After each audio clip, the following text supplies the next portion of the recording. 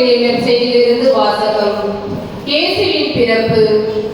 அதிகாரம் 2. இறைவனின் உயிருள்ள இறை வார்த்தைகள் 1-16 வரை. அக்காலத்தில் அகஸ்து சீசர் தம் பேரரசு முழுவதும் மக்கள் தொகையை கணக்கிடுமாறு கட்டளை பிறப்பித்தார். அதன்படி சிறிய நாட்டில் குரோனியு என்பவர் ஆளுநராய் இருந்தபோது முதல் முறையாக மக்கள் தொகை கணக்கிடப்பட்டது.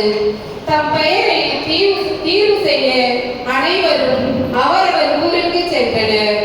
தாவீதின் வழிமறைவரான யோசேப்பும் தமக்கு மன ஒப்பந்தமான மரியாவோடு பெயரை பதிவு செய்ய கலிலேயாவில் உள்ள நாசரேத்து ஊரிலிருந்து யூதேயாவில் உள்ள பெத்லெகேம் என்ற தாவீதின் ஊருக்கு சென்றார். மரியா கருவுற்றிருந்தார். அவர்கள் அங்கு இருந்த பொழுது மரியாவுக்கு பேர்காலம் வந்தது. அவர் தன் தலைமகனை பெற்றெடுத்தார். விடுதியில் அவர்களுக்கு இடம் கிடைக்கவில்லை.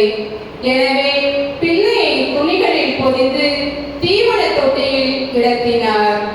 அப்பொழுது அப்பகுதியில் உள்ள வயல்வெளியில் இடையர்கள் தங்கி இரவெல்லாம் தங்கள் கிடையை காவல் காத்துக் கொண்டிருந்தார்கள்.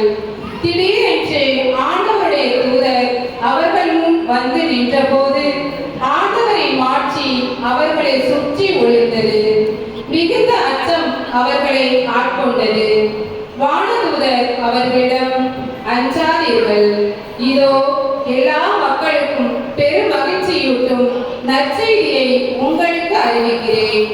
இன்று ஆண்டவராகிய மெசியா என்னும் மீட்பர் உங்களுக்கு தாவீதின் ஊரில் பிறந்திருக்கிறார்.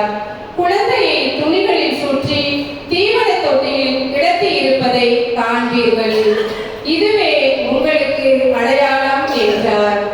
உடனே விண்ணக தூதர் பேரணி அந்த தூதருடன் சேர்ந்து உன்னதத்தில் கடவுளுக்கு மாட்சி உரித்தாகுக, உலகில் அவருக்கு உகந்தோருக்கு அமைதி உண்டாகுக என்று கடவுளை புகழ்ந்தது.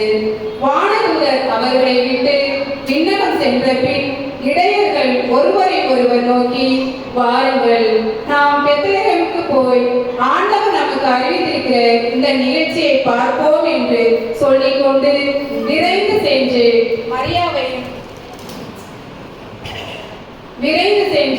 மரியாவையும் யோசேப்பையும் தீவன தொட்டியில் கிடத்தியிருந்த குழந்தையையும் கண்டார்கள். இது கிறிஸ்து வழங்கும் நற்செய்தி.